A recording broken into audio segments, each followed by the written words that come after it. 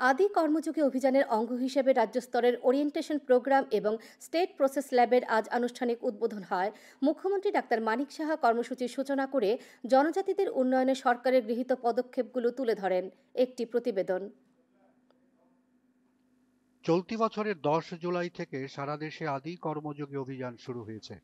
বিকশিত ভারত তৈরি করার লক্ষ্যে এটি একটি গুরুত্বপূর্ণ পদক্ষেপ। এই অভিযানের অঙ্গ হিসেবে আজ আগরতলার প্রজ্ঞা ভবনে মুখ্যমন্ত্রীর হাত ধরে রাজ্য স্তরের ওরিয়েন্টেশন প্রোগ্রাম এবং স্টেট প্রসেস ল্যাবের আনুষ্ঠানিক উদ্বোধন হয়। মুখ্যমন্ত্রী ডাক্তার মানিক সাহা এই অনুষ্ঠানে বক্তব্য রাখতে গিয়ে বলেন, এই অভিযানকে বাস্তবায়িত করে তুলতে আদি কর্মযোগী, আদি সহযোগী এবং আদি সাথী এই 3 প্রকারের প্রশিক্ষিত ক্যাডার তৈরি করা হবে।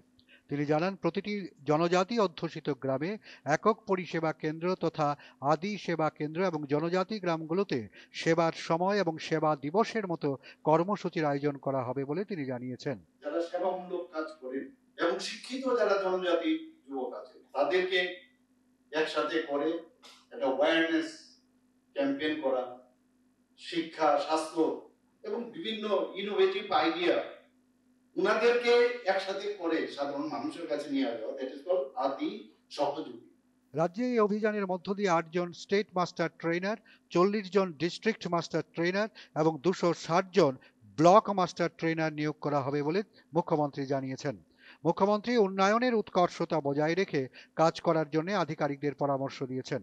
এই অভিযানে আমরা এত সাকসেসফুল হয়েছি, সারা ভারতবর্ষের মধ্যে আমরা কিন্তু টপ পারফর্মার রাজ্য হিসাবে আমাদের সেন্ট্রাল থেকে আমাদের বলা হয়েছে।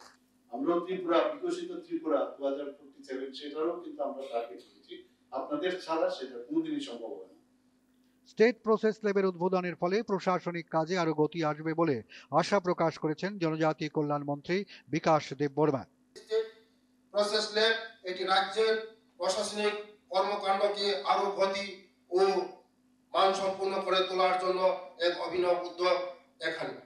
সরকারি কাজের প্রতিটি ধাপ বিশ্লেষণ করা হবে, জটিল প্রক্রিয়াগুলো সরলীকরণ করা হবে।